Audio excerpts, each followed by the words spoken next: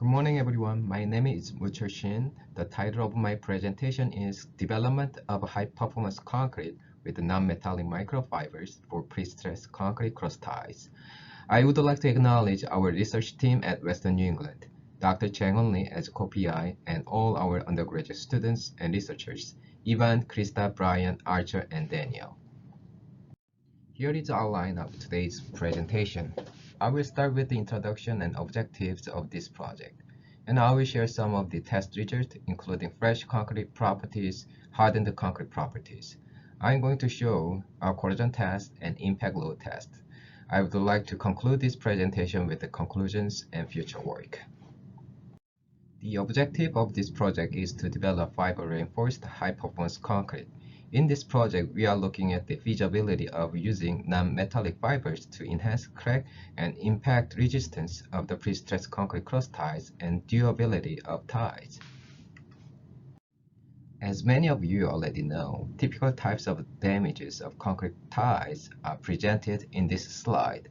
Those damages include RSD, horizontal crack, ASR, and center binding.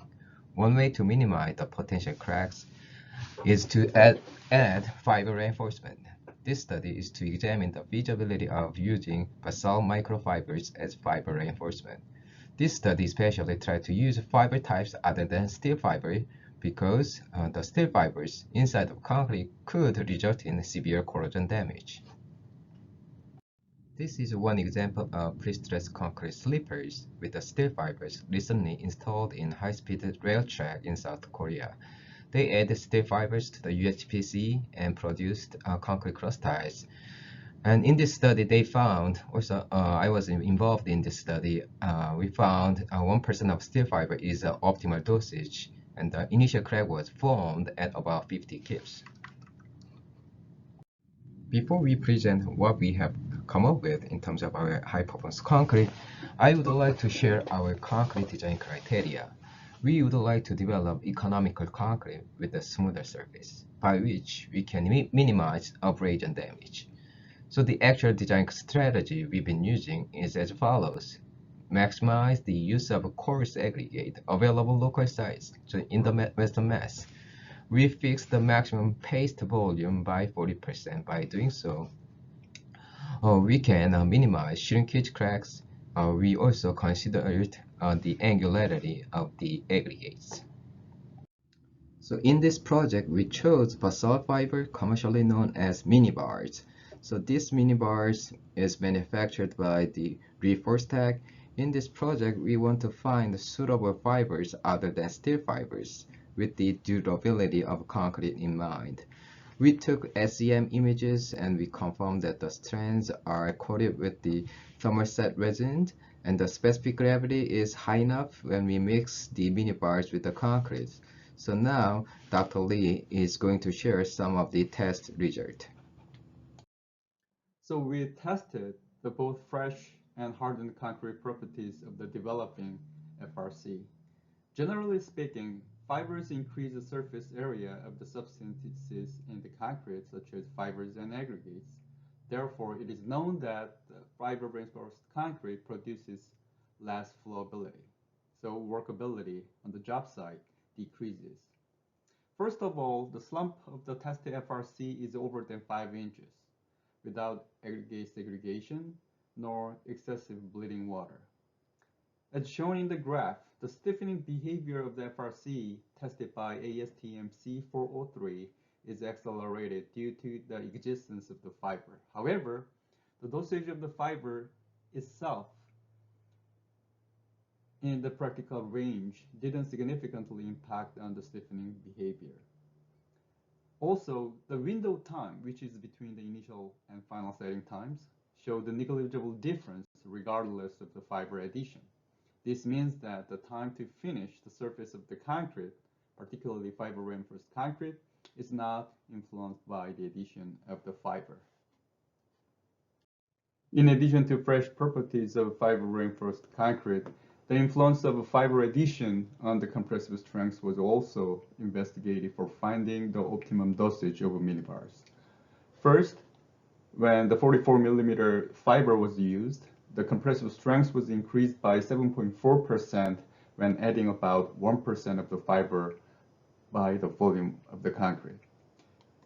However, the strength improvement was greater when the shorter fiber was used. More than 20% of the strength increase was observed when adding 1% of the fiber by volume to the concrete.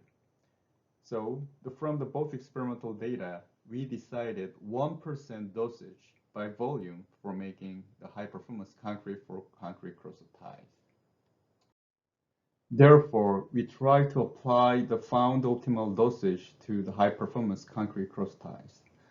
The base high-performance concrete crossties was designed to achieve 10,000 psi at 28 test stages without steam curing and the use of regular type 1 or 1-2 cements. 35% of the paste contents was designed to minimize the issue driven by shrinkage, and the ternary mixture of cement, silica fume, and ground granulated blast furnace slag was used. As a result, regardless of the addition of fibers, about 5 inches of the slump was obtained without any evidences of the aggregate segregation. Also, about the 13% of the strength increment was achieved by the dosage of the fiber. However, for the case of high-performance concrete crossties, no significant impact because of the length of the fibers was observed. In addition, our team also investigate the effect of slag as some of the cement replaced by slag. We use GGBFS. The GGBFS improves the strength of concrete as incorporated into use of the basalt fibers, microfibers. In terms of concrete strength, when 30 to 35% of cement was replaced by slag, it showed the best performance. As considering the rate of strength development, it is expected to show significant strength increment in 3 to 6 months. We also conducted a 4-point bending test to measure fracture energy. We mounted a CMOD to measure crack width. The test results showed the fracture energy of high-performance concrete is significantly increased by adding basalt microfibers since the fibers delay the crack propagations. Our team has been performing corrosion tests. We are able to define the degree of the corrosion with the charge. On the bottom of the slide, the picture shows the concrete cylinders after they were tested in accelerated corrosion chamber for 48 hours, 2 days. The conventional concrete has been completely damaged, while high-performance concrete cylinders did not show any sign of damage. One of the important aspects of the high-performance concrete we are developing is the impact resistance. We developed the impact load tester. So 18 pounds of mass was dropped on concrete cylinders with different contents of slag at 6.5 feet high. The conventional concrete was completely damaged, so you can find its picture after the drop in the top right corner, which is denoted by reference. And also you can see underneath, FRC and HPC were able to survive. To measure the impact resistance in a semi-quantitative way, we applied multiple impacts on the cylinders as measuring the mass loss at each drop. Yep. And hold. Yes. These videos show the moment of the impact loading. The first one is normal concrete or conventional concrete. Yep. Yes. And go. Second one is FRC.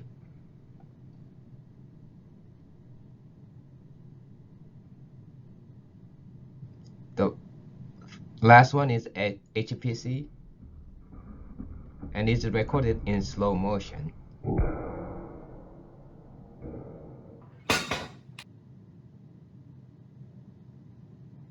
Yep. And hold.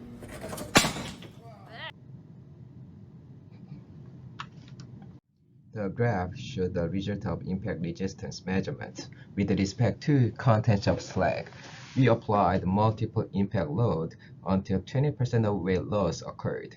From the result, about 30 to 35% of the slag content showed the better impact resistance since those concrete showed the minimum mass loss until they were loaded 6 to 7 times.